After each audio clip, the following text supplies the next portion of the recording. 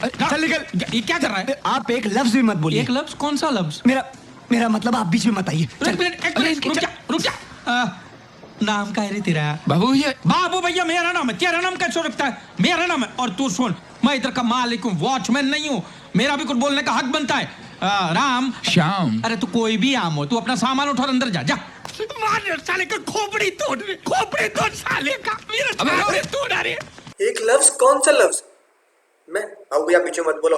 अरे भैया मैं इधर का मालिक हूँ, मैं वॉचमैन नहीं हूँ। मेरा भी कुछ हक बनता है बोलने का, है कि नहीं बात? तो भैया बाबू भैया कह रहे हैं मेरा भी कुछ हक बनता है बोलने का। वो क्यों बोल रहे हैं कि मेरा भी कुछ हक बनता है बोलने का? क्योंकि बाबू भैया है मकान के मालिक। वो खुद कह रहे हैं मैं इस मकान का मालिक हूँ, वॉचमैन नहीं। तो भैया इस मकान के वो क्या है? मालिक है। यानी कि मालिक बोले तो वो मकान के ओनर है मुन्ना, वो मकान के ओनर है। तो सर आज क्या बात होने वाली है? शानदार जानदार। आज सर बात होने वाली है इसी कहानी की, इसी शानदार बात की। अगर कोई मकान का मालिक है तो उसके लिए हाउस प्रॉपर्टी के अंदर क्या ट्रीटमेंट दिया गया है।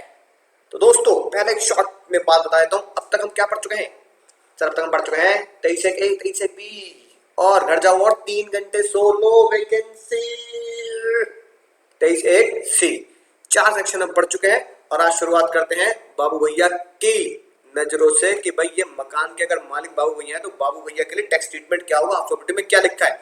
सर ऐसा तो हमारे लिए भी है, आप भी अपने मकान के मालिक है, यानी आपके पिताजी भी अपने मकान के मालिक है। मैं जिस घर में बैठा हूँ आए तो भैया उस घर का मालिक भी मैं ही हूँ, यानी कि मेरे लिए भी ये घर भी मेरे नाम पे। तो मेरे लिए क्या ट्रीटमेंट है? सबसे पहली बात तो ये, जो मकान का मालिक होता है वो किराया किसे देता है ना? अब पर्सनल लेवल पर जाना, सर पापा मम्मी को देते हैं।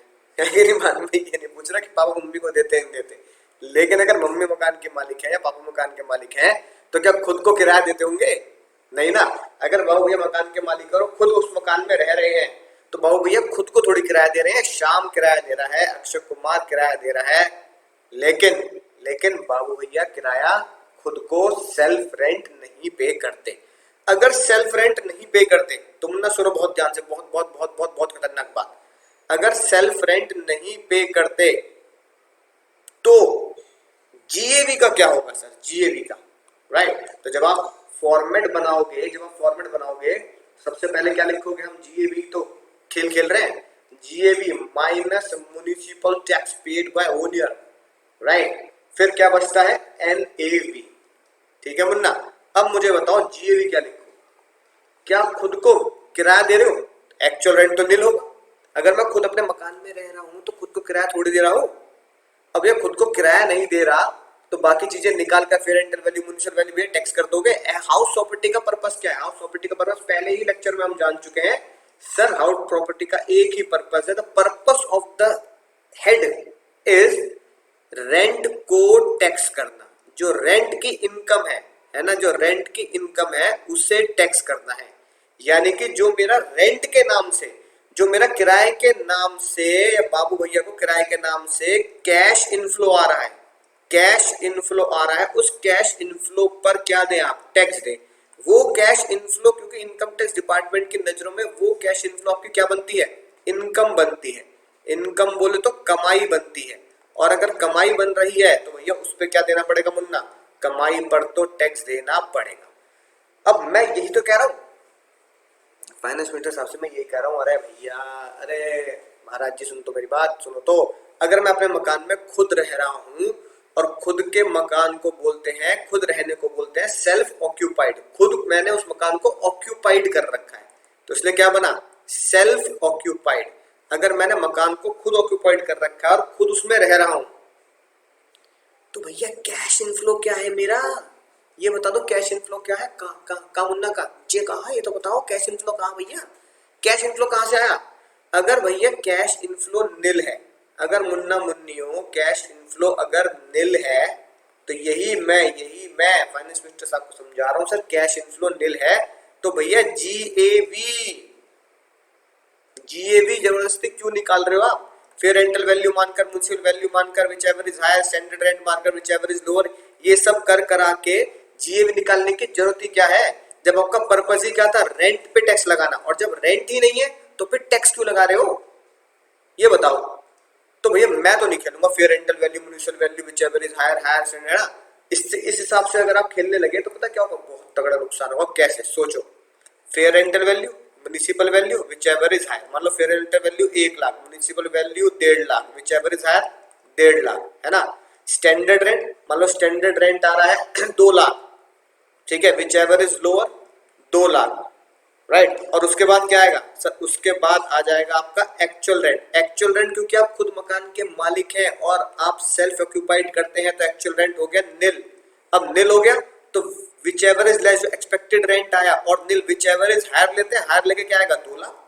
अगर हायर लेके 2 लाख अमाउंट आ रहा है तो मुन्ना क्या 2 लाख रुपए यहां लिख दूं और फिर सीधा सारी कैलकुलेशन करके उस पर टैक्स दे दूं। इससे बढ़िया क्या करता हूं, टाइम निकाल के लटक जाता हूं पंखे पे मैं। गंदी बात, गंदी बात है कि नहीं बात। शाहिद कपूर आगे नाचते हुए कह रहे सर आप अपने पर्पस को कैसे भूल रहे हैं। अगर आप इस तरीके से fair rental value, municipal value, ये सारी चीजें निकालते जाएंगे, तो सर टैक्स का पर्पस तो फेल हो जाएगा।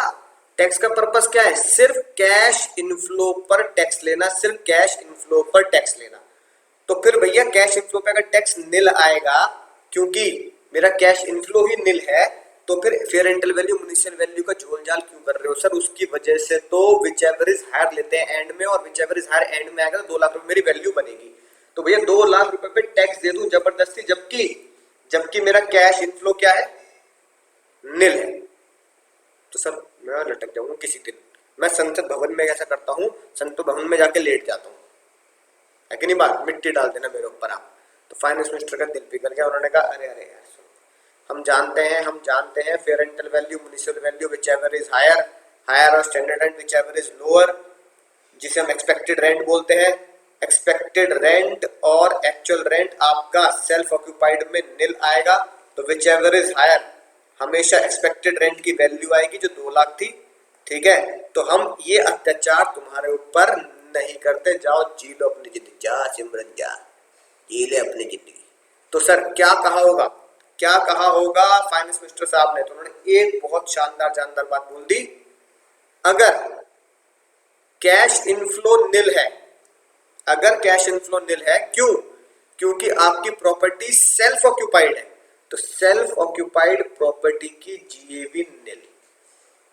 इवन उन्होंने क्या लिखा, म्युनिसिपल टैक्स भी अगर आएगा तो यहाँ म्युनिसिपल टैक्स मान लो 1000 रुपए लिख दिया तो एनएवी नेगेटिव आएगी। तो उन्होंने बोल दिया भैया एनएवी नेगेटिव नहीं लेके आएंगे, जिसकी वजह से हम म्युनिसिपल टैक्स भी नहीं अलाउ करेंगे, इसलिए सेल्फ ऑक्यूपाइड में एनएवी भी क्या कर देते हैं, निल ही लिख देते हैं, है कि नहीं बात, राइट। एनएवी क्या कर देते हैं सर, निल लिख देते हैं, राइट। इसलिए उन्होंने बोला कि अगर जीएवी निल लिख देंगे तो म्युनिसिपल टैक्स अगर आपका 1000 रुपए भी है, जो आप, है ना, राइट। वैसे मुंबई कॉर्पोरेशन को अगर आप टैक्स देंगे 1000 रुपए तो नेगेटिव में एनएवी आएगी। तो भैया हम माइनस में नहीं लाना चाहते, इसलिए हम कह देते हैं आपकी जीएवी निल है तो म्युनिसिपल टैक्स भी हम नहीं घटाएंगे, आप सीधा एनएवी निल लिखे, बात खत्म। भैया हमने तुम्हारी इतनी बात मान ली कि भैया जीएवी निल लिख दो, क्योंकि कैश इनफ्लो नहीं है, तो पर्पस क्या था, कैश इनफ्लो ऑफ रेंट को टैक्सेबल करना था, रेंट ही नहीं है, तो भैया हम क्या मानेंगे, निल। तो भैया एक बात तुम हमारी मान लो, म्युनिसिपल टैक्स पे भी कर रहे होंगे तो भी हम इसको नहीं घटाएंगे, राइट। अ बिग नो, इसलिए एनएवी क्या लिखेंगे, निल। यानी इन शॉर्ट सर ने क्या बोल दिया, अगर आपकी एनएवी है ना निल है तो वो सिर्फ एक ही केस होगा, सेल्फ ऑक्यूपाइड प्रॉपर्टी। ठीक है सर, एक बार देख लेते हैं क्या लिखी है बात। देखो क्या लिखी है बात, section 23(2)(a) property which is in the occupation of owner, एक ऐसी प्रॉपर्टी जिसमें ओनर खुद रहता है कि नहीं बात, ओन रेजिडेंस, राइट। यानी अपने घर में वो अपने लिए खुद रहता है, तो उस केस में लिखा ना, केस 4 के केस में आप क्या करेंगे, एनएवी, सीधा एनएवी, जीएवी छोड़ो, याद रखना ये बात, जीएवी क्या निल मत लिखना, सीधा एनएवी क्या लिखेंगे, निल लिखेंगे। ठीक है सर, बात समझ आ चुकी है, मजा ही आ चुका है। अगली बात सुनो, बहुत ही मजेदार। अब भैया तुम्हारी जॉब लगी, बहुत ही शानदार, बहुत जानदार। लेकिन पता ये लगा कि सर जॉब अपने शहर में ही लगी, जॉब लगी है बहुत दूर जहां खट्टे नहीं है अंगूर। ठीक है, मान लो चलो बेंगलुरु में जॉब लग गई। अब तुम रह रहे हो भैया मान लो नोएडा में, है कि नहीं बात। अब बैंगलोर में जॉब लग गई है, नोएडा में तुम रह रहे हो। ठीक है, तुमने पूछा कंपनी से सर जॉब तो लग गई, माँ बाप बूढ़े, माँ बाप वृद्धाश्रम में छोड़ा हूं उन्हें, बताओ क्या कहेगी दुनिया। तो भैया कंपनी का मालिक का दिल पिघल गया, कंपनी का दिल पिघल गया। कंपनी ने बोला चलो एक काम करते हैं, हम तुम्हें मकान, है ना, जिसे आप जानते थे सैलरी हेड में RFA, भैया हम तुम्हें RFA मकान दे देते हैं, कंपनी ने जहां तुम्हें अपॉइंट किया है। अब तुम्हें RFA मिल गया भैया, क्या कि नहीं बात, बेंगलोर में, राइट। अब नोएडा का मकान, है ना, नोएडा का मकान जो है आपका, जिसमें तुम अभी तक खुद रह रहे थे, राइट, वो तुमने पापा को कहा पापा मकान खाली कर देते हैं, राइट, और चिंता मत करो बाबा मैं आपके साथ ही रहूंगा, अलग नहीं रहूंगा पापा, हम कंपनी के मकान में रहेंगे, बेंगलोर में वहां जॉब लग गई है तो खाली करके चलो नोएडा, ओ चलो बेंगलोर, चलो बेंगलोर। पापा ने एक बहुत बढ़िया सलाह दी, पापा ने कहा एक काम करते हैं मुन्ना, खाली रख के करना क्या है ना, क्यों ना इसको रेंट पर दे देते हैं, रेंट पर। ठीक है, अब जैसे ही पापा ने कहा भैया रेंट पर दे देते, तुम फूट फूट के रोने लगे ऐसे।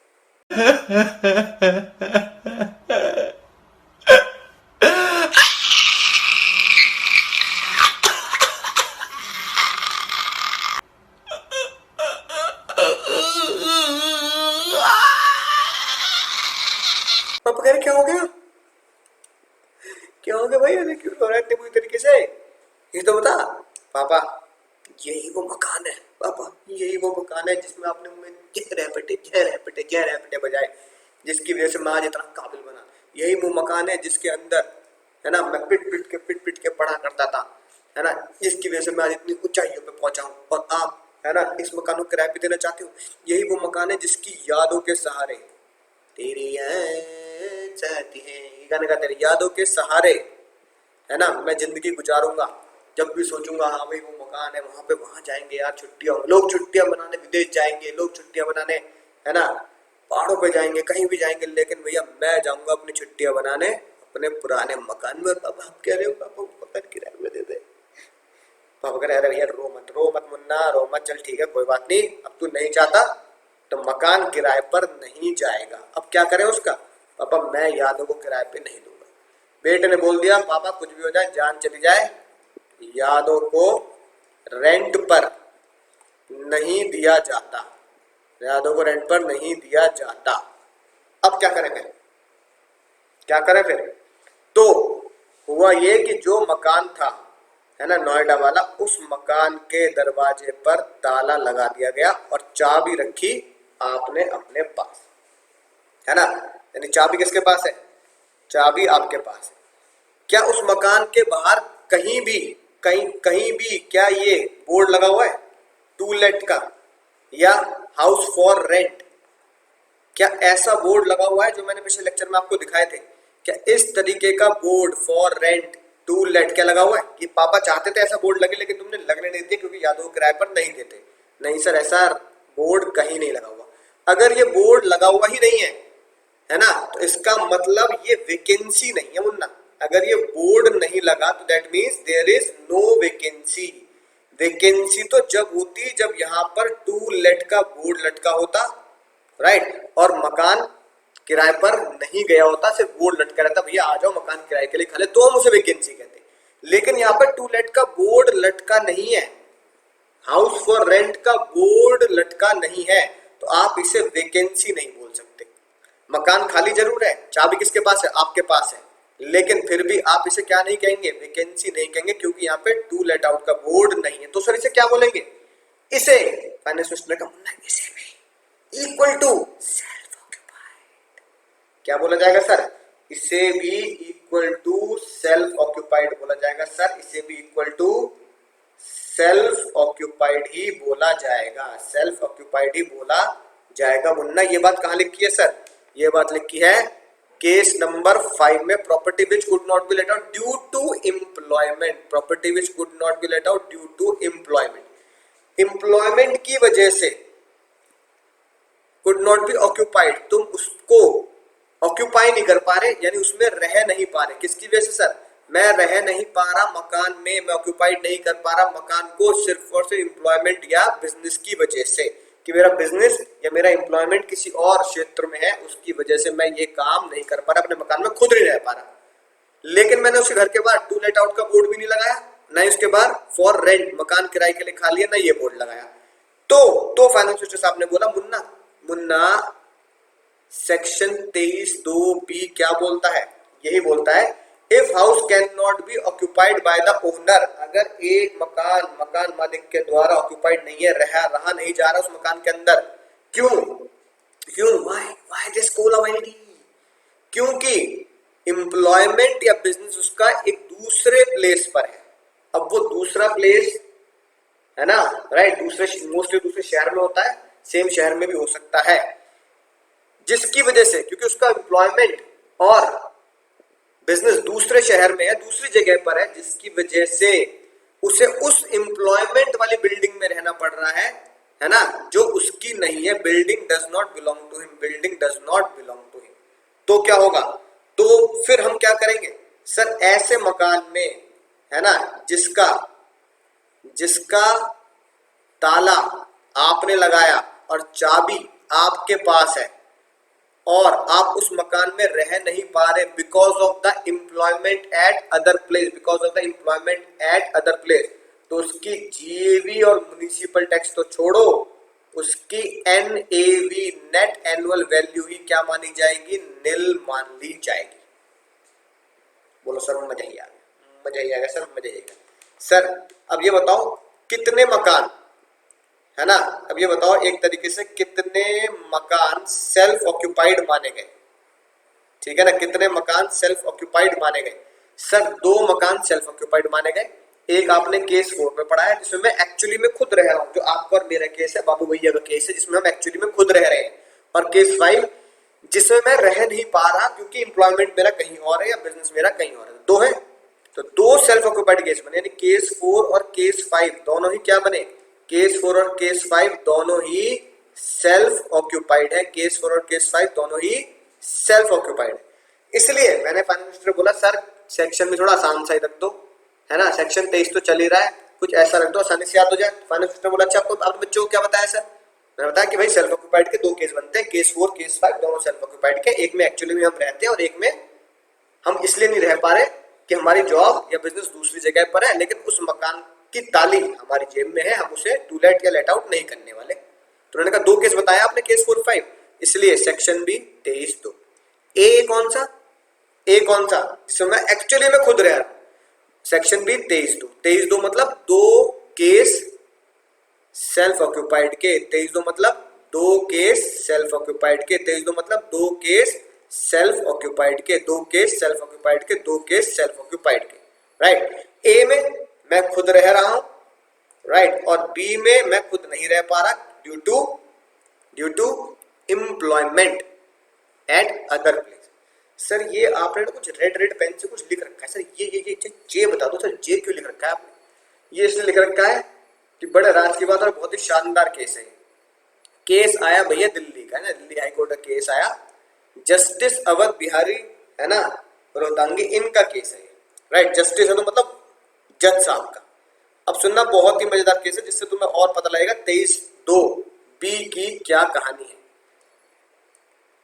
जो भाई साहब अंकल जी ये हैं हमारे जज साहब, तो जज आपको बताइए भैया, जज जो होते हैं इनको तो मकान गवर्नमेंट की तरफ से मिलता है, भैया जज तो भगवान के बराबर हो गया।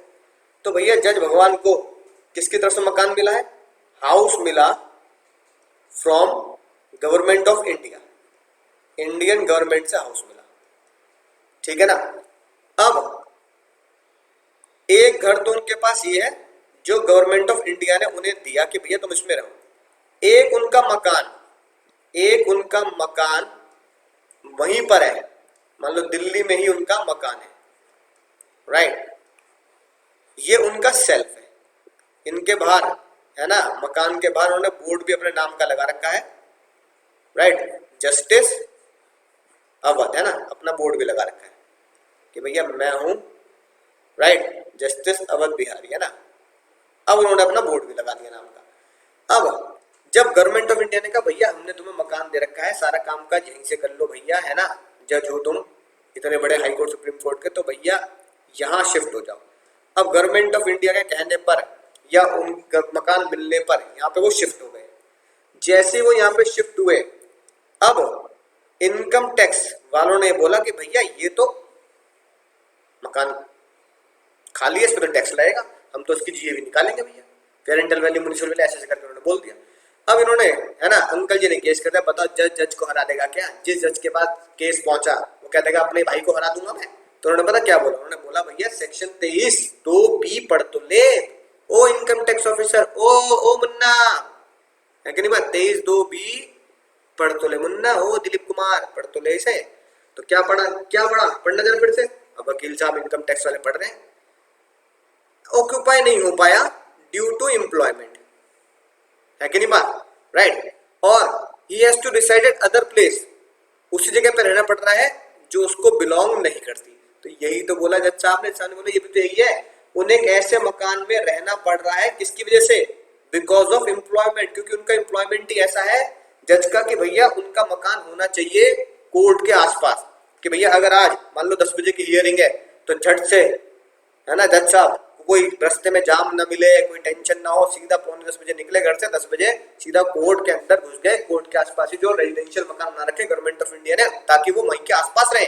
तो भैया बिकॉज ऑफ एम्प्लॉयमेंट उनको यहाँ रहना पड़ रहा है, ताकि जज की कार्रवाई में, कोर्ट की कार्रवाई में डिले ना हो, ठीक है। तो भैया जज साहब जीत गए, right.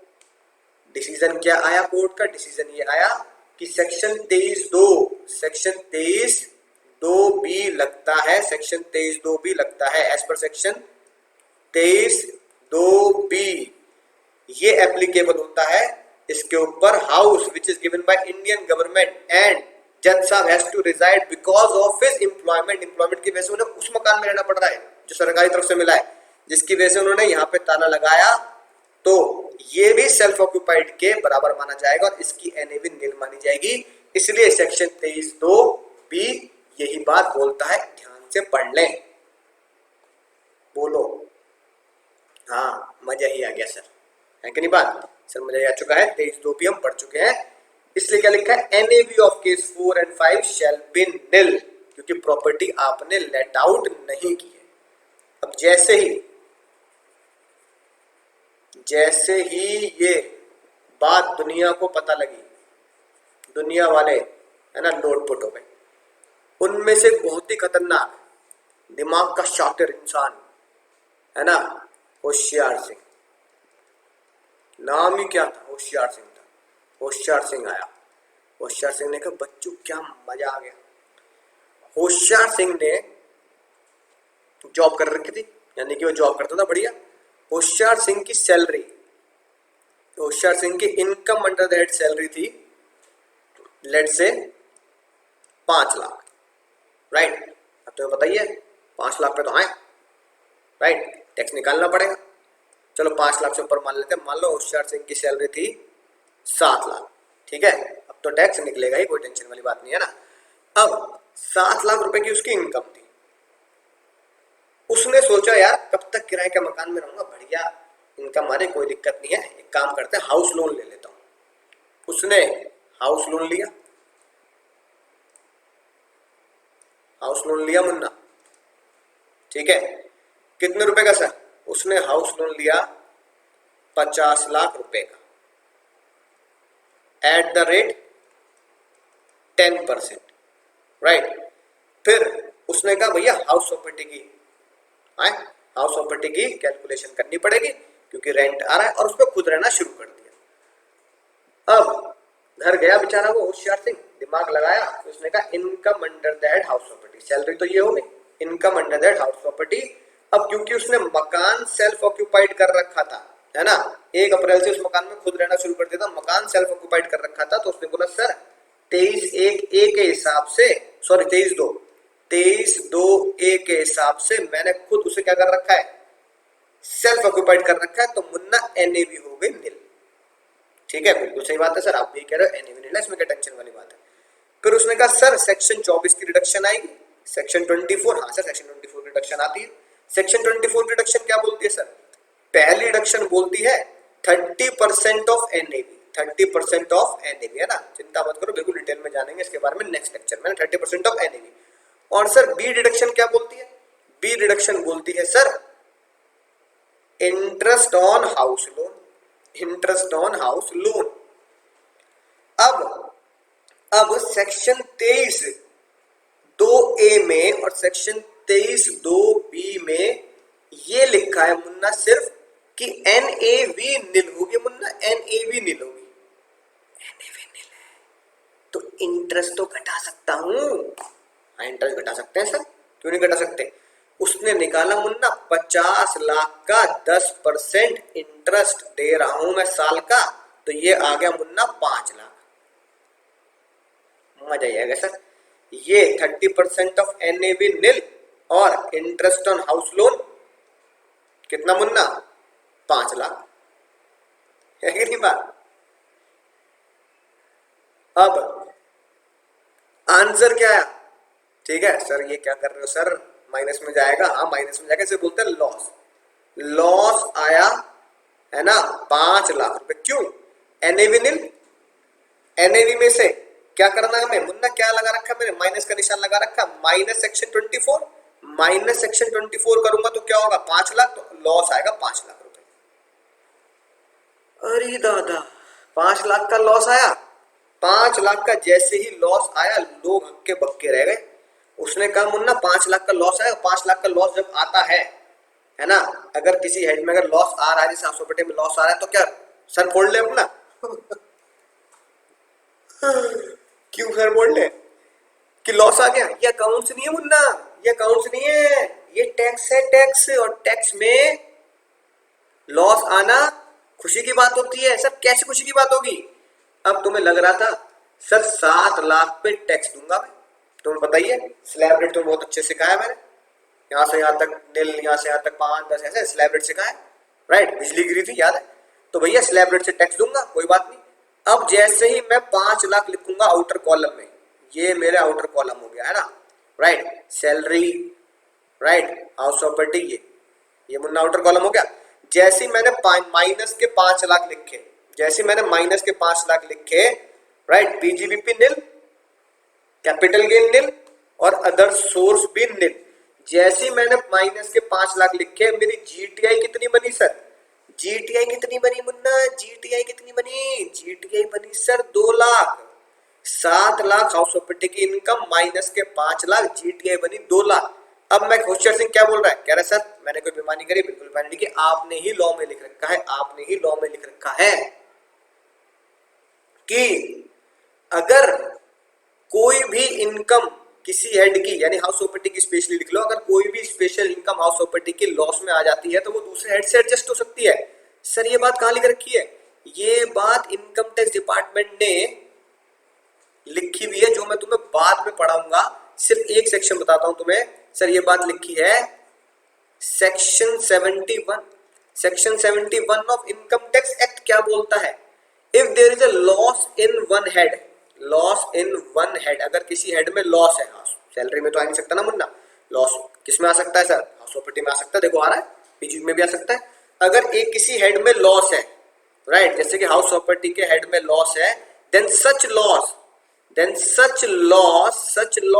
Can be adjusted, can be adjusted, adjusted को कानूनी भाषा में बोलते हैं set off, can be adjusted from other head, वाह मुन्ना वाह, अदर हेड। अगर किसी हेड में लॉस आता है तो वो लॉस, सच लॉस एडजस्ट किया जाता है अदर हेड में। आपने ये बात सेक्शन 71 में लिख रखी है।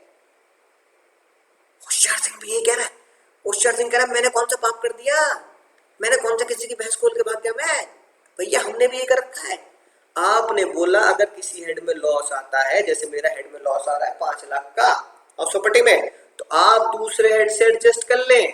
तो मेरी सैलरी की इनकम 7 लाख थी, मैंने उससे एडजस्ट कर लिया, तो मेरी जीटीआई 2 लाख बैठेगी। डिडक्शन मैंने कोई ले नहीं रखी जी भैया, एनटीआई में मेरी 2 लाख आएगी। ले लो टैक्स, ले लो मजे, ले लो मजे, ले लो टैक्स।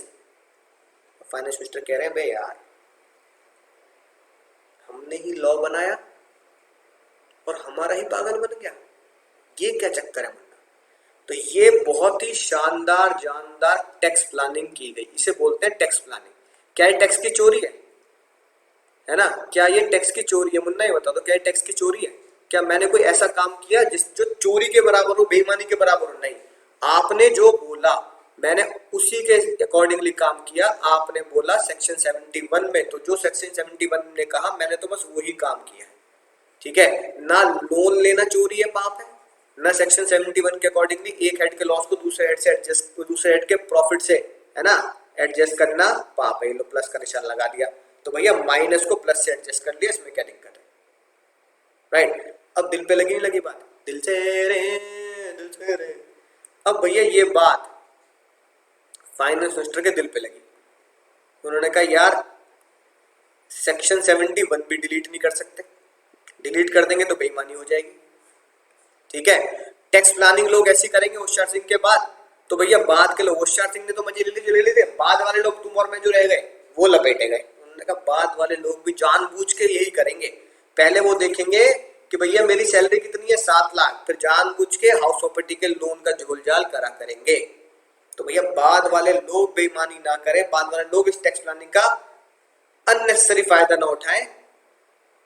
तो उन्होंने बहुत शानदार बात, है ना, इंसर्ट कर दी। उन्होंने कहा मुन्ना अब सुनना बहुत ध्यान से, ठीक है? उन्होंने कहा मुन्ना अगर आपकी प्रॉपर्टी सेल्फ ऑक्युपाइड है, ये लॉ किस लिए बना? Only and only and only, only and only and only self occupied. अगर आपकी प्रॉपर्टी सेल्फ ऑक्युपाइड है,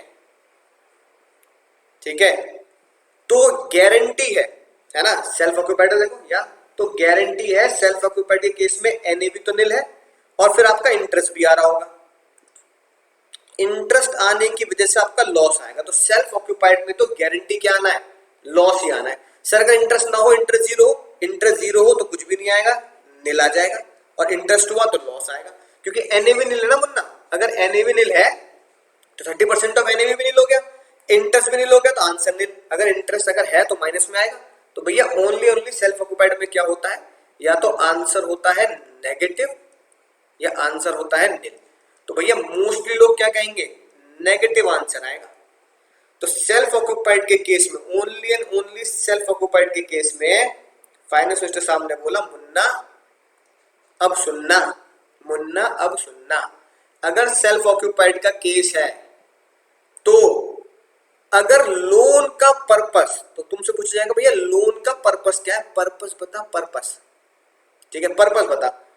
आप कहोगे लोन जो लिया मैंने वो लिया घर खरीदने के लिए या कंस्ट्रक्ट करने के लिए? सर लोन लिया घर बनाने के लिए, कंस्ट्रक्शन के लिए, या घर को बाय करने के लिए। और क्या पर्पस हो सकता है सर? यही तो पर्पस होगा। नलायक को यही पर्पस होगा।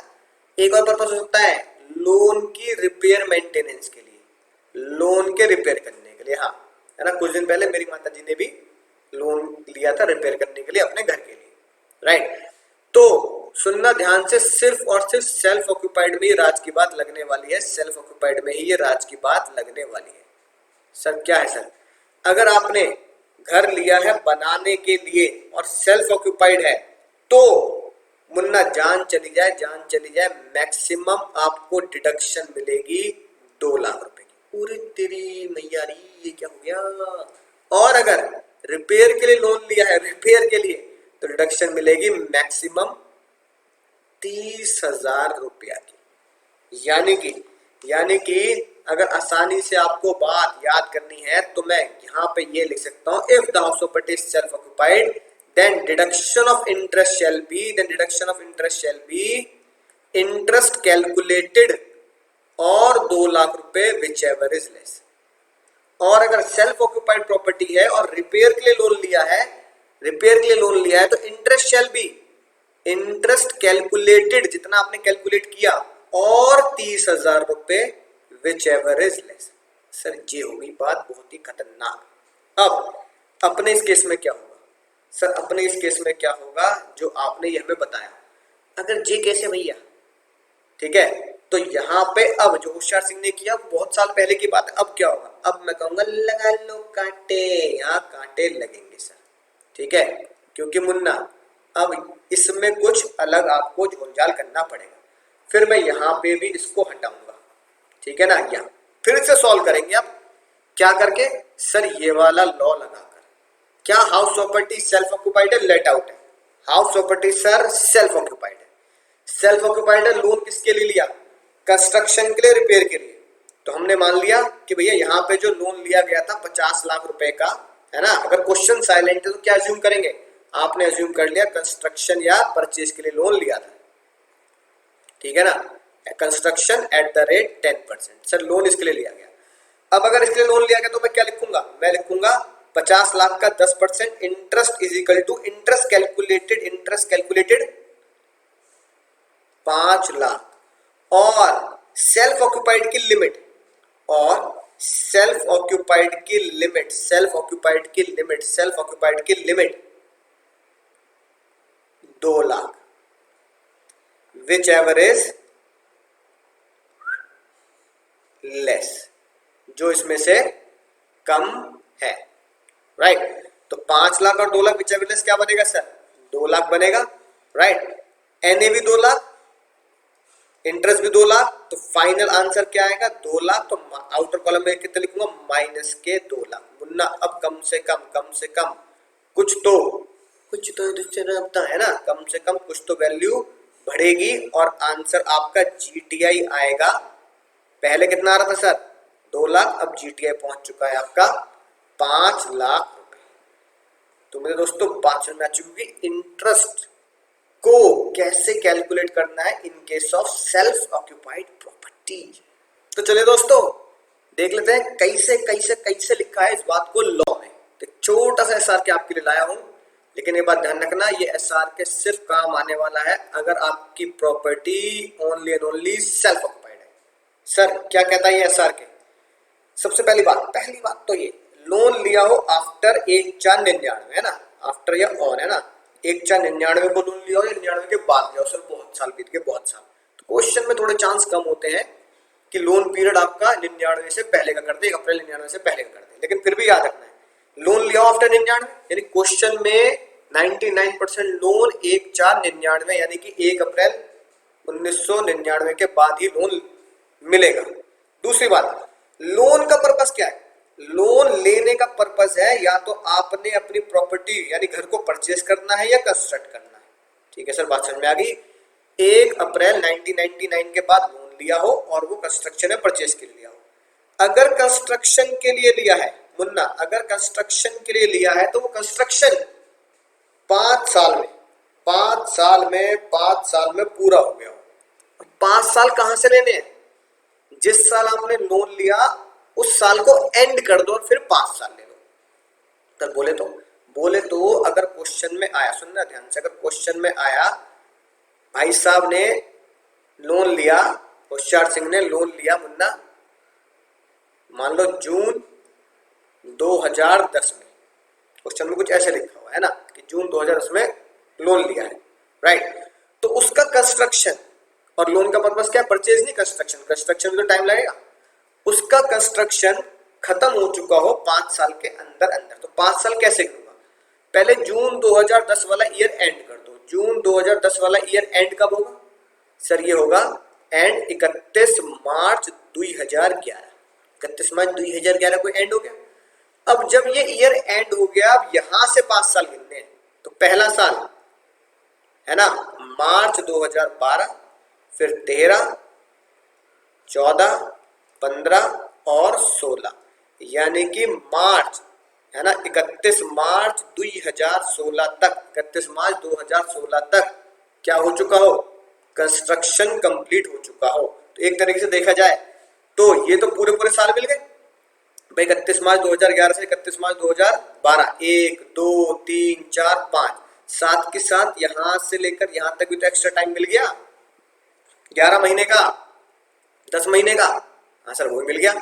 अब एग्जाम में क्या बच्चे गलती करते हैं, एग्जाम में जब ये क्वेश्चन थोड़ा सा ट्रिकी बना के पूछ ले जाता है तो बच्चा बस यही, भैया बच्चे को ये गलती नहीं होती, भैया ये पॉइंट क्या करना है, ये पॉइंट क्या करना है, पॉइंट क्या करना है, ये सब उसे आता है। एग्जाम में पूछते छोटी छोटी बातें, जो ना छोटी छोटी बातें लंबी हो जाती हैं, ऐसे ही बैठे बिठाए यूं ही नींदें उड़ जाती हैं, ऐसे छोटे छोटे पॉइंट लंबे हो जाते हैं और फिर घर आके एग्जाम देने के बाद बैठे बिठाए यूं ही नींदें उड़ जाती है, ये तो गलत हो गया, कैसे नंबर होंगे पता नहीं, कैसे पास होंगे। तो एग्जाम में बच्चे को दिया गया होता है, भैया मान लो फॉर एग्जाम्पल जो भी ईयर दिया गया हो कि जून 2010 को लोन लिया, 5 साल में, उसके दिमाग में तो 5 साल में कंप्लीट होना चाहिए, तो वो क्या करता है, वो जून 10 से शुरू कर देता है, जून 10, जून 11, जून 12, जून 13, जून 14, जून 15, तो 1 2 3 4 5 जून 15 तक कंप्लीट हो जाना चाहिए। तो आपके हिसाब से नहीं, एक नालायक बच्चे के हिसाब से जो गहराई में नहीं पढ़ रहा उसके हिसाब से तो जून 15 में या जून 15 तक कंस्ट्रक्शन हो जाना चाहिए, पर एक्चुअली डेट जून 15 नहीं है, एक्चुअल डेट है मार्च 16, 31 मार्च 16 तक कंस्ट्रक्शन कंप्लीट हो जाना चाहिए। फिर क्वेश्चन में लिखा होगा कंस्ट्रक्शन कंप्लीट हुआ 15 मार्च 2016 को। अब वो तो कह रहा है भैया जून 15 तक हो जाना चाहिए तभी ये लॉ लगेगा, जून 15 तक हुआ नहीं तो इसका मतलब इसे फिर है ना इसकी डिडक्शन वगैरह नहीं मिलेगी, तो हो जाएगा गलत। इंस्टीट्यूट कह देगा लगा लो काटे, भैया एमसीक्यू में आ गया या कि नहीं बात, तो गलत हो जाएगा, नहीं हो जाएगा सर, बिल्कुल हो जाएगा, क्योंकि जिसकी डेट जून 2016 नहीं, जून 2015 नहीं, 31 मार्च 2016 है। कैसे सर, जिस ईयर को लोन लिया उस ईयर को अंत करें 31 मार्च पे जाके, फिर वहां से प्यार से 5 साल गिनना शुरू कर दें, फिर अंतिम डेट हमेशा ही हमेशा आपकी 31 मार्च ही बैठेगी। तो ये बात तो फिक्स है सर, 5 साल जब गिनूंगा तो एंड डेट हमेशा 31 मार्च ही बैठनी है, जैसे 31 मार्च 16 और आगे 17 18 ऐसे बैठेगी। सर ये तीनों बातें पूरी है, बताइए सर 1/4/99 के बाद लोन लिया सर कंस्ट्रक्शन के लिए, परचेज के लिए, कंस्ट्रक्शन 5 साल के लिए कंप्लीट हो गया, अब क्या, अब क्या है सर, अब क्या बताओ। तो मुन्ना अब ये है, आपको जो डिडक्शन मिलेगी सेल्फ ऑक्युपाइड प्रॉपर्टी में इंटरेस्ट की, उसकी लिमिट बनेगी इंटरेस्ट कैलकुलेटेड, जैसे हमने अभी करा सर 5 लाख और 2 लाख रुपए आए, विच एवर इज लेस। ठीक है सर, बात समझ में आ चुकी है। सर दूसरा एरो क्यों बना रखा है, अब मुन्ना सोचो, ये सारे के सारे पॉइंट क्या है, ये सारे के सारे पॉइंट प्लस में, तीनों पॉइंट प्लस में, इसका मतलब तीनों क्या गाना गाते हैं, जन्मों के साथ ही हम साथ साथ हैं, ये हम साथ साथ है, ये वाला गाना गाते हैं। ठीक है मुन्ना, राइट, ये तीनों एक साथ, हम मिले तुम बने, एक दूसरे के लिए गाना गाते हैं। इनमें से एक बच्चा छूटा तो क्या होगा, तो पता क्या होगा बच्चन साहब की तरह, और भाई आए अगर इनमें से एक बच्चा छूटा तो समझा मुन्ना सुरक्षा का चक्र टूटा है, तो एक भी बूंद वेस्ट नहीं होना चाहिए, सुरक्षा का चक्र नहीं टूटना चाहिए। ठीक है, आए समझ गए सर। इसका मतलब क्या है, अगर लोन लिया, कैसे सर, लोन लिया बिफोर 1/4/99, ठीक है, 1 अप्रैल 1999 से पहले लोन लिया है, या फिर ये वाला पॉइंट पूरा है, मैंने 1/4/99 के बाद ही लोन लिया है, बट मैंने किया क्या, लोन का पर्पस क्या निकला, रिपेयर। समझ में बात, मैंने 1/4/99 के बाद लोन लिया तो ये वाला पॉइंट पूरा कर दिया, लेकिन लोन का पर्पस परचेज कंस्ट्रक्शन नहीं था, रिपेयर था, तो मैं इस साइड आ जाऊंगा अपने। राइट, या फिर आप क्या बोल सकते हो, या फिर आप बोल सकते हो सर मैंने लोन लिया 1/4/99 पे, लोन लिया 1/4/99 के बाद, 1/4/99 के बाद लोन लिया, ये पॉइंट मैंने पूरा कर दिया सर, ये पॉइंट पूरा कर दिया, बिग राइट। कंस्ट्रक्शन के लिए लिया, ये पॉइंट भी पूरा कर दिया सर, कंस्ट्रक्शन के लिए लिया, लेकिन जब मैं तीसरे पॉइंट पे पहुंचा, है ना, पहला दूसरा तीसरा, जब मैं तीसरे पॉइंट पे पहुंचा तो पता लगा कंस्ट्रक्शन 5 साल के अंदर कंप्लीट नहीं कर पाया, चूक गया भैया, चूक गया, निशाना चूक गया भैया, निशाना चूक गया, 5 साल के अंदर कंस्ट्रक्शन कंप्लीट नहीं कर पाया, तो फिर आप यहां आ जाओगे, यानी आपने पहला पॉइंट पूरा कर दिया, दूसरा पॉइंट पूरा कर दिया, पर तीसरा पॉइंट पूरा ना किया, यानी कि construction not complete, construction not complete in 5 year. Sir ये गुनाह कर दिए मैंने, यानी इन तीनों में से एक भी बच्चा छूटा, सुरक्षा का चक्र टूटा। यानी अगर पहला पॉइंट है ना, अगर पहला पॉइंट पूरा नहीं है तो आप इस साइड आ जाएंगे, अगर ये वाला पॉइंट पूरा नहीं है तो आप इस साइड आ जाएंगे, इसका मतलब रिपेयर के लिए होगा। अगर तीसरा पॉइंट पूरा नहीं है तो आप इस साइड आ जाएंगे, और अगर आप इस साइड आ चुके हैं तो मुन्ना लिमिट आपकी कर दी जाएगी इंटरेस्ट कैलकुलेटेड। जितना इंटरेस्ट कैलकुलेट किया, जैसे हमने कैलकुलेट किया 5 लाख और 30,000 रुपया लेस। बहुत ध्यान से इस एसआरपी को बनाएंगे और याद रखेंगे ये एसआरके सिर्फ और सिर्फ सेल्फ ऑक्युपाइड प्रॉपर्टी पे लगता है, लेट आउट पे नहीं लगता। लेट आउट पे नहीं लगता, इसका मतलब सर क्या है?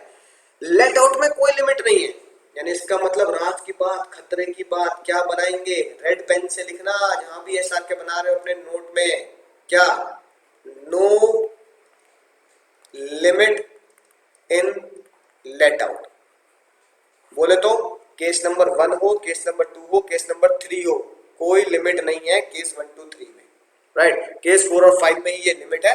99, अगर तीनों बातें पूरी होती है 99 के बाद कंस्ट्रक्शन 5 साल में कंप्लीट, इंटरेस्ट कैलकुलेटेड और 2 लाख। अगर इन तीनों में से एक भी बालक छूट जाता है, यानी कि लोन 99 से पहले था या फिर रिपेयर के लिए था या फिर कंस्ट्रक्शन कंप्लीट नहीं कर पाए, तो मुन्ना इंटरेस्ट कैलकुलेटेड और 30,000 विच एवरेज लेस, इसलिए पीछे मैंने और लगाया। इनमें से कोई एक बालक छूट गया तो गए खल्लास। ठीक है सर, बात समझ में आ चुकी है? उम्मीद है मजा ही आ चुका होगा। अब सर ये जो आपने जितनी बातें बता दी, सर ये जो आपने जितनी बातें हमें बता दी, ये कितने घर के लिए? भैया सर हमारे पास पैसा बहुत है, पैसे की कमी नहीं है मेरे पास सर। 1 नहीं 2 नहीं 4 4 5 5 अपने नाम पे मकान है। तो फाइनेंस मिनिस्टर ने बोला क्या? ओ मुन्ना ओ अमीर सुन ले, ओ दिलीप कुमार सुन। भैया होगा क्या? होगा ये कि आपके लिए लॉ में लिख दिया गया है, अगर आपकी प्रॉपर्टी सेल्फ ऑक्युपाइड है, अगर आपकी प्रॉपर्टी सेल्फ ऑक्युपाइड है, सेल्फ ऑक्युपाइड की एनएवी निल होती है, तो मैक्सिमम 2 घर की एनएवी ही निल मानेंगे, मैक्सिमम 2 घर की एनएवी ही निल मानेंगे। अगर आपके पास 3 घर है तो 2 घर की एनएवी निल और एक घर को जबरदस्ती टैक्स करना पड़ेगा। इसलिए क्या लिखी है बात? इसमें भी 23(2)(b) में भी यही बात लिखी है। अगर भैया आपके 2 मकान हैं, जिन दोनों मकानों को छोड़कर आप किसी और मकान में जाके रह रहे हो वकील साहब, तो भैया मैक्सिमम आपके पास 2 क्या 3 क्या 4 मकान 5 मकान हो, मैक्सिमम 2 हाउसेस की एनएवी, मैक्सिमम 2 हाउसेस की एनएवी, मैक्सिमम 2 हाउसेस की एनएवी क्या मानी जाएगी? निल मानी जाएगी। ये बात बहुत बहुत बहुत बहुत ढंग से समझ लें सर। यानी कि कितने ही मकान हो, सिर्फ 2 हाउस होंगे जिनकी एनएवी निल मानी जाएगी। मेरे पास 3 हाउस हैं तो 2 की निल मानेंगे एनएवी और 1 की आप एनएवी निल नहीं मान सकते, उसको जबरदस्ती कैलकुलेट करके टैक्स निकाला जाएगा। वो हम सीखेंगे आने वाले लेक्चर्स में, चिंता मत करो, टेंशन नहीं, कोई बात नहीं है। दिमाग में चल रहा हो कैसे निकालूंगा सर, पहले ये तो सीख लो। वो कैसे निकालूंगा वो जरूर करेंगे। केस नंबर 6, हाँ केस नंबर 6 बाद में कराऊंगा। है कि नहीं बात? सर बात समझ में आ चुकी है? एसआर के बना लिया ये? हाँ सर बिल्कुल बढ़िया तरीके से बना लिया। पॉज करके बनाएंगे सर। ये बात देखो, ये लिखी, ये देखो, ये बात ये लिखी जो हमने पढ़ी। अगर इंटरेस्ट लिया गया है, यानी कि लोन लिया गया है जिसका इंटरेस्ट क्यों दिया जा रहा है? क्योंकि वो लोन है रिपेयर के लिए, रिन्यूअल के लिए, रिनोवेशन के लिए। तो मुन्ना 30, ठीक है, तो मुन्ना 30,000 की डिडक्शन मिलेगी जो ऊपर एसआर के मैंने बनाया। अब मुद्दे केवल हाउ एवर अगर लोन 99 के बाद या 99 1/99 उसके बाद परचेज या कंस्ट्रक्शन, और कंस्ट्रक्शन कब में कंप्लीट हो गया मुन्ना? कंस्ट्रक्शन कंप्लीट हो चुका हो 5 साल। ये लिखी बात जो अंडरलाइन पे तुम्हारे नोट से, from the end of financial year in which loan is taken. अगर ये तीनों बातें एक साथ पूरी हैं तो इंटरेस्ट कैलकुलेटेड और 2 लाख विच एवरेज लेस की डिडक्शन मिलेगी। ठीक है मुन्ना, समझ में आ चुकी है बात? एकदम घुटनों तक पहुंच चुकी है। Deduction 2 lakh shall be allowed only if, deduction 2 lakh तभी मिलेगी जब जब जब जब जब जब सर आपने, यानी कि जिसको डिडक्शन चाहिए, आपके घर वालों को चाहिए, तो आपके पिताजी ने क्या किया हो? सर्टिफिकेट दे दिया हो इनकम टैक्स डिपार्टमेंट को, किससे लेकर, उस पर्सन से लेकर जिसको आपने इंटरेस्ट पे किया, यानी कि जिससे आपने लोन लिया। यानी सिंपल सी बात है, कहना क्या चाह रहे हैं, हाउस लोन तो बैंक से लेते हैं ज्यादातर हम, तो भैया बैंक से सर्टिफिकेट ले लेना। क्या लेना है सर, बैंक से सर्टिफिकेट ले लेना कि हाँ बैंक लिख के देगा हाँ जी हमने इन बंदे को, इस पर्सन को लोन दिया है और उन्होंने हमें इतना ब्याज दिया है, बात खत्म, राइट। और जो लोन का पर्पस था, जिसकी वजह से बैंक ने आपको लोन दिया, वो पर्पस था घर बनाना या घर खरीदना।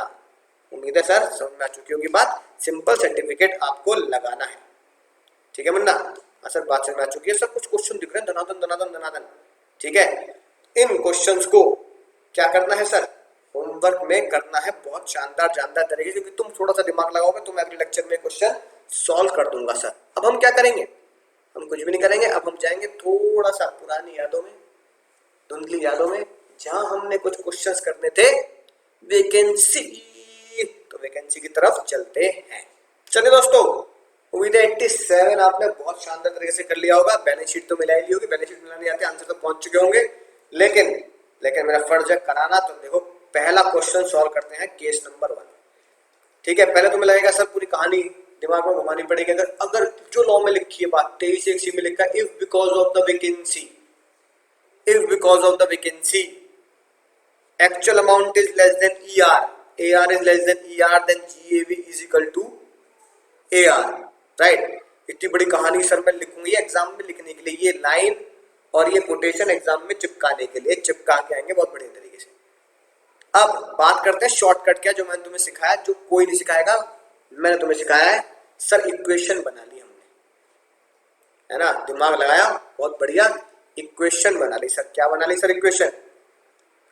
अगर एक्चुअल अमाउंट में, है ना, एक्चुअल रेंट में ना, अगर AR में ऐड कर देते हैं वैकेंसी अमाउंट, तुम जो आए और वो ज्यादा निकल जाती है या बराबर हो जाती है किसके सर, ER के, अगर ये बात इक्वेशन पूरी हो जाती है तो आंख बंद कर कर हम बोल देंगे AR ही GAV है, AR ही GAV है, AR ही एक्चुअल रेंट ही GAV है, ठीक है सर। तो केस 1 से शुरू करते हैं। पहले एक्चुअल रेंट में वैकेंसी ऐड कर देते हैं, ये मैंने ब्रैकेट में कर दिया। एक्चुअल रेंट क्या है सर, एक्चुअल रेंट है ये रहा, रिसीव्ड या रिसीवेबल जो भी होगा 7000, राइट, 7000 है और 1 महीना वैकेंसी है, तो एक्चुअल रेंट मिलेगा कितना, 11 महीने।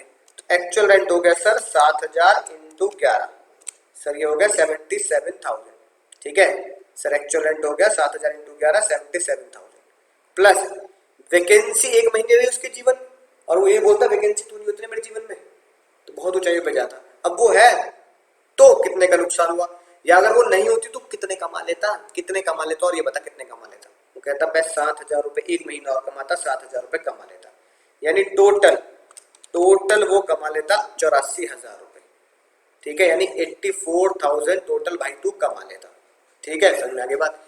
ER कैलकुलेट कैसे करेंगे, ER कैलकुलेट करने का सेम तरीका है जो हम सीखते आ रहे हैं। Fair rental value, municipal value, whichever is higher. Exam में फुल फॉर्म लिखनी है, शॉर्ट मत लिखना, नंबर कट जाएंगे।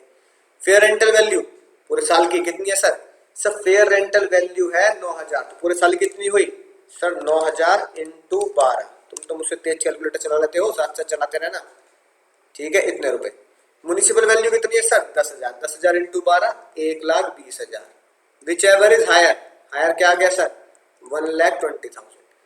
1,20,000 को किससे कंपेयर करेंगे सर, स्टैंडर्ड रेंट से। स्टैंडर्ड कितना दे रखा है, 12,000 दे रखा है सर, 12 से मल्टीप्लाई करेंगे, 12,000 इंटू 12 सर 1,44,000, तो 1,44,000, ठीक है, और 1,20,000 जो एक्सपेक्टेड रेंट है, ER है। इन दोनों में से क्या कम है मुन्ना, इन दोनों में से क्या कम है, which ever is less sir, whichever is less आया 1,20,000, ठीक है मुन्ना। तो ER कितना लिख देंगे, ER यहां लिखेंगे आप 1,20,000। अब इक्वेशन पे फोकस करो।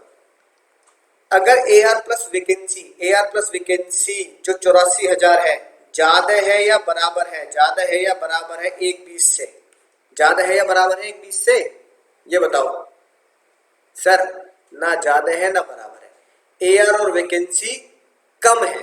तो मैंने क्या बताया था, मैंने क्या बताया था मुन्ना, अगर उल्टा हो जाए, अगर हो जाए ये सर क्या, अगर एआर प्लस वैकेंसी उल्टा हो जाए, कम हो जाए, जो किस में है, कम है किससे, ईआर से, तो फिर क्या होगा, इसका रिवर्स कर दो, ईआर और एआर की लड़ाई है, तो ईआर ही जीएवी बनेगी, ईआर ही जीएवी बनेगी। समझा की बात, समझ चुके हैं। इसलिए आंसर भी ये लिखा है 1,20,000 इज जीएवी, जो हमारी ईआर है, ईआर ही जीएवी बनेगी। सर बात समझ आ चुकी है। अब यहाँ पे ईआर गलती से था, है ना, यहाँ पे विच एवर लेस 1,20,000 ईआर। अब सुनना ध्यान से, अगर मैंने ये लिख दिया भैया 1,20,000 ER which ever is less, इसको कंपेयर करेंगे एक्चुअल रेंट से, तो भैया एक्चुअल रेंट तो 77,000 है कि नहीं बात, 77,000 है। विच एवर इज हायर, तो विच एवर इज हायर भी क्या आएगा, विच एवर इज हायर भी 1,20,000 ही आएगा। लेकिन एग्जाम में ये तुक्के से हो जाएगा मामला, तुक्के से हो जाएगा, ऐसा मत करना, सीधा इक्वेशन के साथ चलना, राइट, और लिख देना as because of vacancy, as because of vacancy AR is not less than ER because of vacancy, because of vacancy, because of vacancy. AR is not less than AR, AR is not less than ER, AR is not less than ER, therefore ER is GAV। हम ER को ही क्या मानेंगे, GAV मानेंगे, simple सी बात लिख देना sir. ठीक है सर, बात समझ में आ चुकी है, मजा आ चुका है। दूसरा बताओ, अब गलती मत करना दूसरे में, ठीक है, जल्दी से इक्वेशन में सर डालते हैं, राइट, फिर देखते हैं क्या होगा। उम्मीद है सॉल्व आपने पहले ही कर लिया होगा। एआर बताओ कितना है, पहले एआर सर 11,500, ठीक है सर 11,500।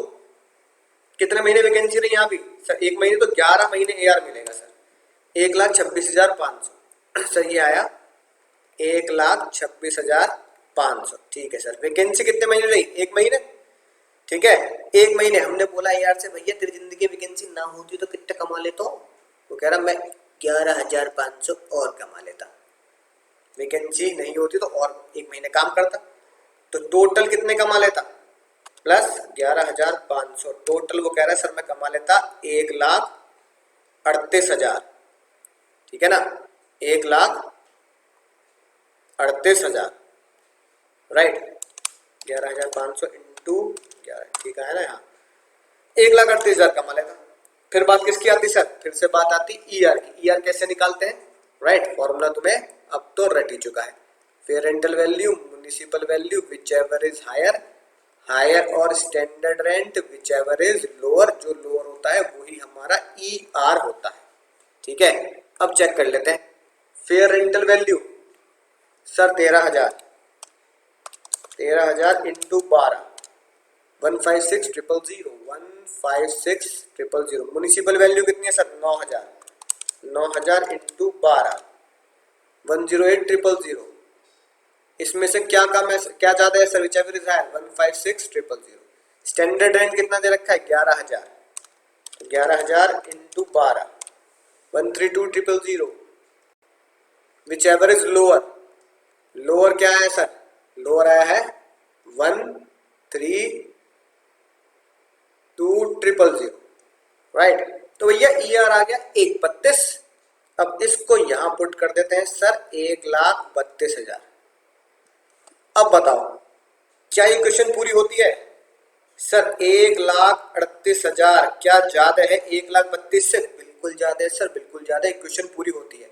अगर ये क्वेश्चन पूरी होती है, AR plus vacancy is more than equal to ER, AR plus vacancy is more than ER, तो AR ही GAV बनेगी, AR ही GAV बनेगी। तो एग्जाम में कैसे लिखेंगे, एग्जाम में बिल्कुल वैसे लिखेंगे जो लॉ में लिखा है, as due to vacancy, due to vacancy AR is less than, ये तो लिखना पड़ेगा, वैकेंसी की वजह से AR हार रहा है, वैकेंसी की वजह से AR हार रहा है, as due to vacancy AR is less than ER, therefore GAV is equal to AR। अब बताओ इस क्वेश्चन में AR कितना है सर, AR पे फोकस करना है, 1,38 मत लिखाना GAV, बहुत सारे बच्चे बहतीगंगा में हाथ धो लेते हैं, 138 लिखाते हैं जीएवी। भैया ए आर कितना है वो जीएवी बनेगा। ए आर कितना है 126,500, तो 126,500 इज जीएवी। आंसर होगा sir GAV is equal to A R, यानी कि 1,26,500।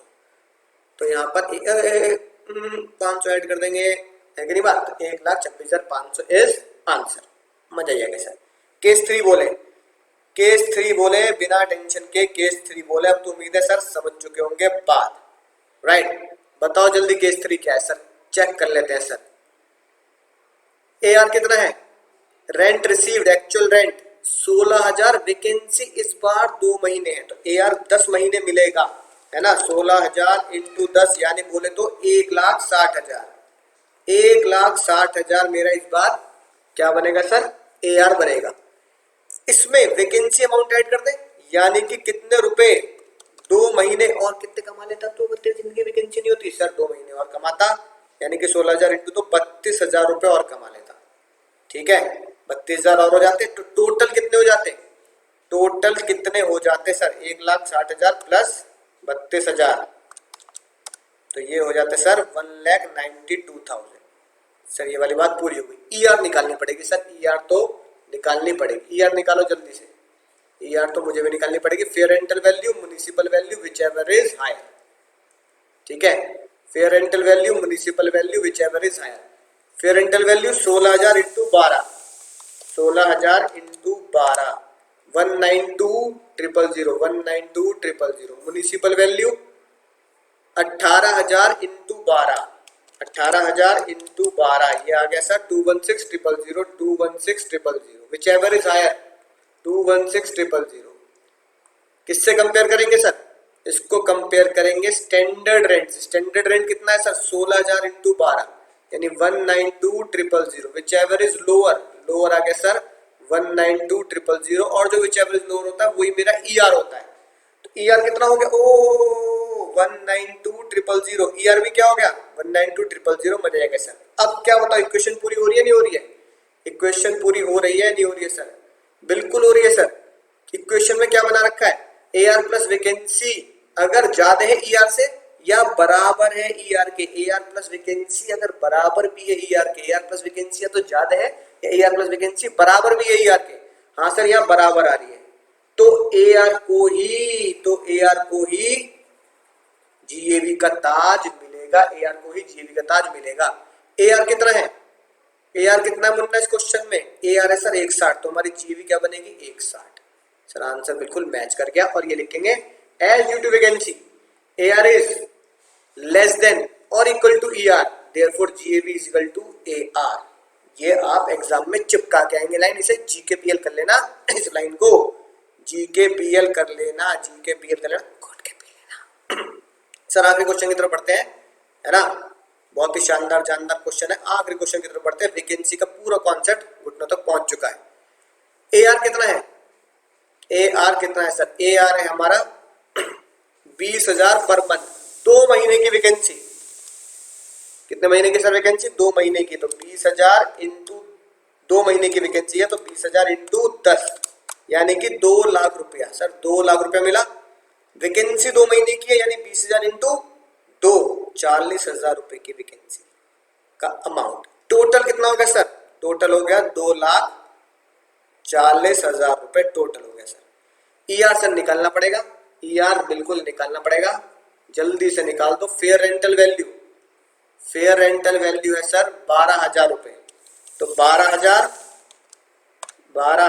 इंटू 12,000 इंटू 12 ये आ गया सर 1,44,000, 1,44,000। म्युनिसिपल वैल्यू कितना है सर, म्युनिसिपल वैल्यू है 9,000 रुपए, तो 9,000 इंटू 12 सर ये आ गया 1,08,000। Whichever is higher sir, whichever is higher 1,44,000। Standard rent कितना है सर, स्टैंडर्ड रेंट दे रखा है 7,000, तो 7,000 इंटू 12 करेंगे, 7,000 इंटू 12 ये आ गया सर 84,000।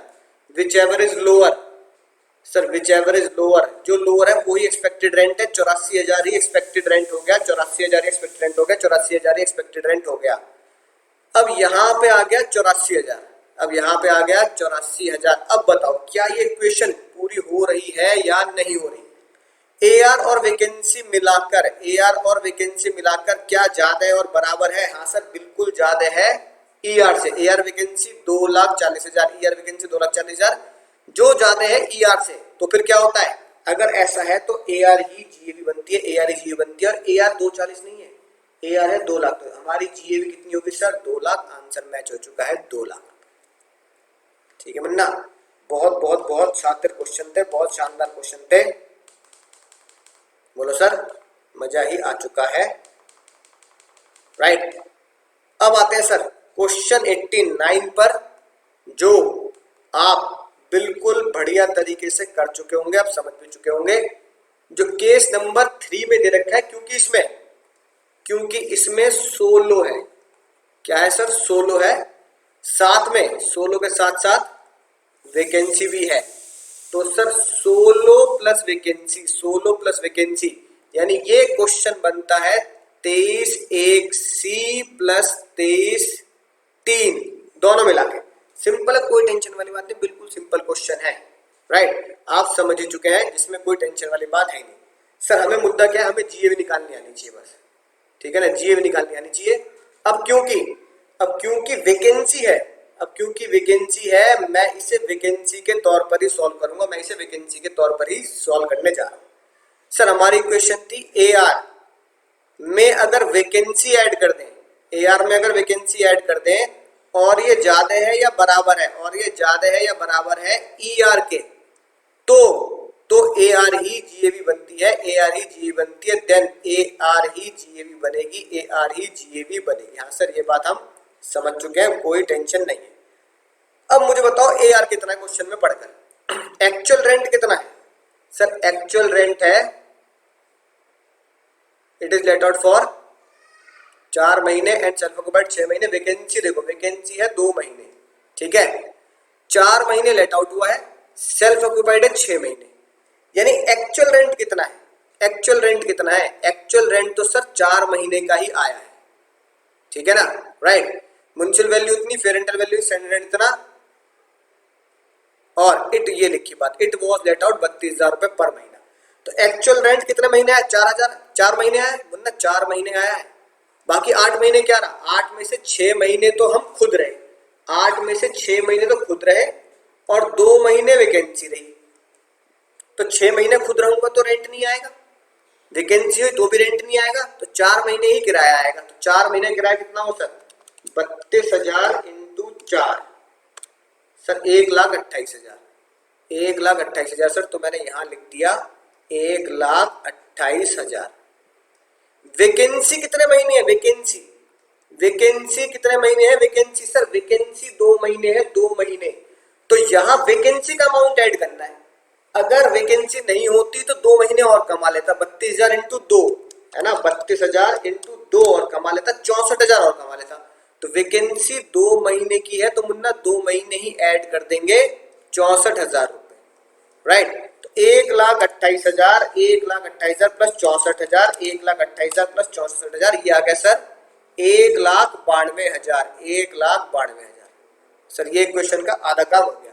ER सर निकालना पड़ेगा, ER निकालना पड़ेगा। तो मैं सॉल्यूशन में से ही आपको चेक करा रहा हूं ER कैसे निकलता, बिल्कुल सिंपल तरीके से ER आपके सामने है, राइट।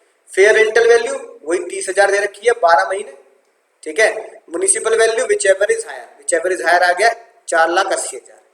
स्टैंडर्ड रेंट दे रखा है 38,000, 12 महीने, ठीक है। ये रहा विच एवर इज लोअर, तो विच एवर इज लोअर आया सर 4,56,000, राइट, 4,56,000, ठीक है। कितना हो गया सर ये? कितना हो गया सर ये? 4,56,000। ये हो गया एक्सपेक्टेड रेंट, इसी को एक्सपेक्टेड रेंट बोलेंगे।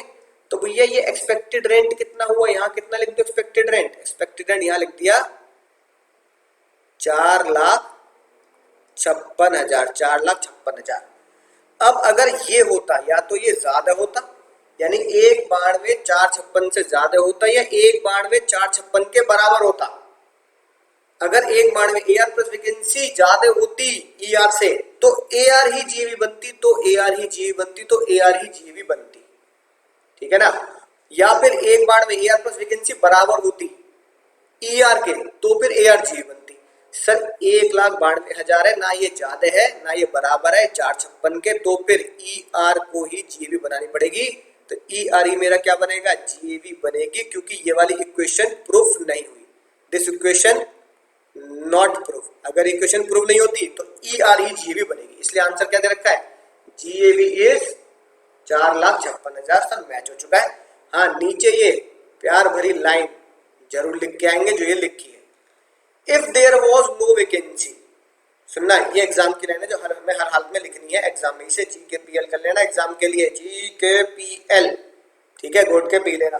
If there was no vacancy, अगर वैकेंसी नहीं होती उस केस में भी वो कितने कमा लेता, 1,92,000, यानी जो हमने ये निकाला, ठीक है, AR प्लस वैकेंसी। अगर उसकी जिंदगी में वैकेंसी नहीं होती तो 2 महीने और कमाता, उसकी जिंदगी वैकेंसी नहीं होती 2 महीने और कमाता, तो 1,92,000 तो कमाता। तो यही बात हम एग्जाम में लिख के आएंगे, अगर there is no vacancy then he would have been, वो कमा लेता 1,92,000। Still is less than expected rent, 1,92,000 still क्या है, कम है, या ऐसे लिख दो 1,92,000 is not more than expected rent, still it is not more than expected rent और equal to expected rent, therefore GAV shall be expected rent, इसलिए एक्सपेक्टेड रेंट ही जीएवी बनेगी। ठीक है ना। तो सर सबसे खास बात क्या है सर, आंसर तो समझ चुके हैं, क्वेश्चन भी सॉल्व कर चुके हैं कि सर वैकेंसी होगी तो वैकेंसी का फॉर्मूला लगा के ही सॉल्व करना है, लेकिन सर सबसे ज्यादा खास बात है ये वाली जो आखिरी में लाइन लिखी है, ये एग्जाम में हमें याद करके आनी है और यही हमें एग्जाम में लिख के आनी है चाहे कुछ भी हो जाए। If there is no vacancy then it would have been 192 and still it is not more than, यहाँ लिखा less than expected, still not more than लगा तो not more than expected rent, therefore expected rent shall be GAV. तो मेरे दोस्तों बात समझ में आ चुकी होगी, बहुत शानदार क्वेश्चन मैं तुम्हें करा चुका हूं। आईसीआई के मॉड्यूल से क्वेश्चन करना शुरू कर दीजिए, जो भी मैं केस करा रहा हूं उसके क्वेश्चन आप सॉल्व कर सकते हैं। 5 केस आपके हो चुके हैं, शानदार तरीके से सॉल्व करेंगे आईसीआई से, जो बुक है उसमें से सॉल्व करिए। तब तक करना क्या है, दोस्तों को बताइए, फेंक के मारिए सेक्शन 23(a) 23(b), ये पढ़ लिया case number 1, vacancy 23(c), solo घर जाओ 3 घंटे सोलो 23(3), 2 केस बनते हैं किसके, 2 केस बनते हैं किसके, सेल्फ ऑक्यूपाइड के, तो 2 केस बनते हैं, 23(2) 1 खुद रह रहा हूं, 23(2)b जॉब की वजह से मैं उस मकान पे नहीं रह पा रहा, लेकिन मैंने उसे किराए पे नहीं दिया है। तो चलिए मिलते हैं अगले लेक्चर में, तब तक